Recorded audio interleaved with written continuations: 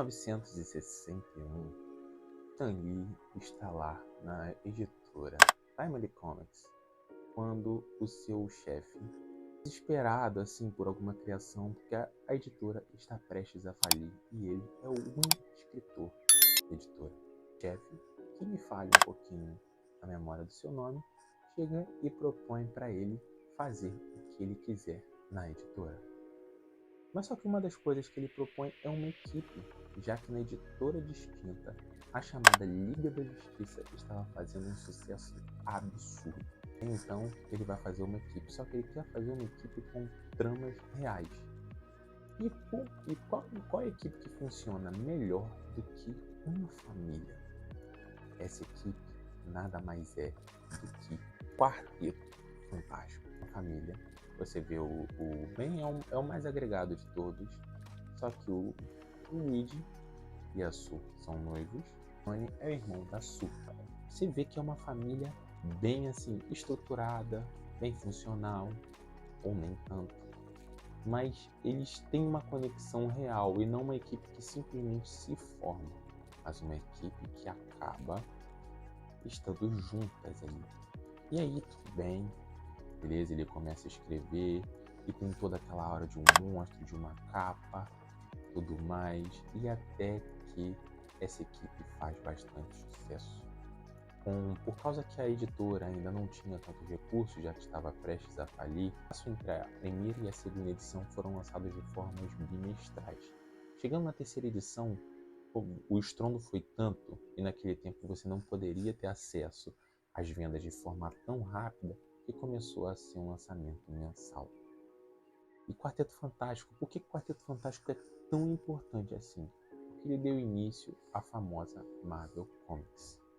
E a Marvel Comics, tudo bem que ela surgiu antes, na década de 40, Capitão América, Namor, ou até mesmo o outro Tocha Humana, que em outro momento eu entro aqui, que aí teve várias reformulações devido a saídas de escritores, o Comics Code Authority interferiu em muito, a Marvel já teve uma vibe mais de monstros, e isso é muito presente aqui nas primeiras revistas do Quarteto Fantástico, até que, beleza, o Stan Lee pode escrever o que ele quiser e ele, junto com seu parceiro Jack Kirby, criam o Quarteto Fantástico. E aí essa família é muito importante porque o Ben Grimm, o Coisa, ele é totalmente o Jack Kirby. Ele é total Jack Kirby na sua forma de ser, na sua forma de agir. E o Jack Kirby deixa isso bem claro, que o personagem favorito dele é o Coisa, é o personagem que ele mais se importa. Vamos voltar para o conceito da equipe. O início dela se baseia um pouco na Guerra Fria, na questão dos Estados Unidos a competir com a Rússia sobre quem chegasse à Lua primeiro, e tem toda aquela vibe do Reed falando, não podemos deixar se vencer pela Rússia, que a Rússia é comunista, isso e aquilo, e beleza. E a origem acho que você já conhece bastante, que eles vão pro céu, tem a radioatividade, que acabam dando poderes a ele. Ok, tudo isso é muito presente aqui. E a origem acaba assim bem rápida, ela é bem rápida. Já tem que vencer o Toupeira, que é o primeiro vilão da equipe, que também vai estar no filme. E isso é tudo muito característico da equipe. O mais interessante do Quarteto Fantástico é que os elementos muito presentes são de ficção científica. Então a questão da ciência, a questão de ter, por exemplo, um carro voador para a equipe, o Reed resolver isso de forma inteligente.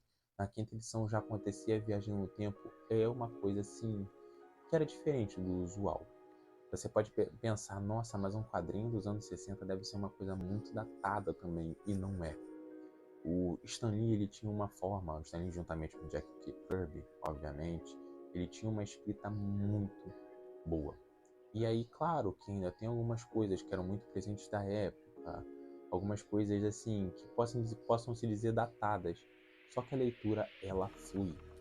E isso é ótimo porque já se passaram mais de 60 anos da equipe e você percebe uma atualidade assim na sua forma de ler. Não é cansativo. Eu me lembro, confesso para você que assim, deu umas travadas até mais ou menos a terceira edição, só que depois flui de uma forma única. E depois que você pega o ritmo da revista, você fica querendo mais, a ponto de eu terminar a última edição presente nesse encadernado e falar, nossa, preciso de mais.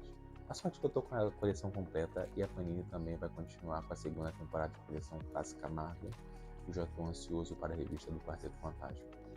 E aí você tem aqui, nessa família, tudo que você já viu nos antigos filmes e que você provavelmente verá nos próximos filmes, que é um Reed inteligente, muito inteligente, às vezes até desligado da equipe por sua inteligência, um completo paizão também. Ele sempre está apartando as confusões do Ben, do Johnny. Uma Sue, que é a mãezona de todo mundo, seja até do irmão, seja até do Reed, seja até do Ben.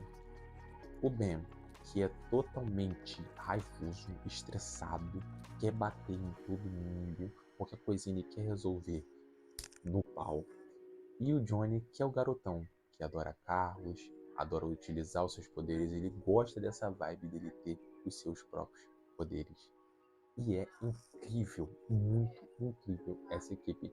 E em 5 edições o Stan Lee consegue criar uma base para a equipe muito boa. Você se importa com os personagens, você sente a dor dos personagens, você às vezes se surpreende com a atitude dos personagens, porque ele também foca em criar uma equipe falha. A concorrência vira uma equipe de deuses, onde você não tinha afeição, onde você não se importava, você não se identificava. E o Stan Lee, ele quer criar algo oposto, algo que você se identifique, seja pelas falhas, seja pelos erros. E aí você vê falhas assim grotescas, principalmente do Ben, do Johnny, uma família que briga, ou seja, nem sempre família unida. Família você vai ter as suas divergências, e aqui ele deixa isso muito bem claro, mas mesmo assim eles não deixam de ser família. E como eu falei, claro, os elementos de ficção científica. Na quarta edição nós vemos o Namor como vilão e depois nós vemos o Doutor Destino, em que só em uma edição ele já mistura bem o Doutor Destino envolver com magia e também com ciência. Claro que ele também não é o dono da Latveria ainda, mas com certeza vai chegar nessa fase. Eu posso dizer que se eu fosse dar de 0 a 10, eu daria um 8,5.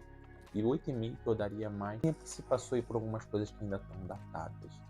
E uma coisa assim, é tão interessante, o Quarteto Fantástico é tão aclamado, que o dono das revistas de heavy metal, esses dias saiu até no Farol Plástico, que uma das revistas de ficção científica que ele recomenda é o Quarteto Fantástico, da edição 1 até a 101. O Quarteto Fantástico, ele é muito importante para a indústria dos quadrinhos e principalmente para histórias de equipe. Não é somente um filme que está aclamado, que tem um Pedro Pascal, mas é uma das maiores e melhores equipes de todas. Então, se você não conhece o Quarteto Fantástico, procura conhecer. Temos agora a edição definitiva que a Panini está lançando, já lançou, então você pode achar ainda a tempo. Temos a coleção Clássica Marvel, temos diversas histórias do Quarteto Fantástico, sejam em ônibus, em edição única, seja até em outros encadernados, ou até a fase do Ryan North. Então, se você tem a oportunidade de acompanhar essa belíssima equipe, acompanhe, porque você vai ver uma família que mistura elementos de ficção científica com heroísmo, e é muito recomendável essas histórias. E é um dos pilares dos quadrinhos de super-heróis americanos.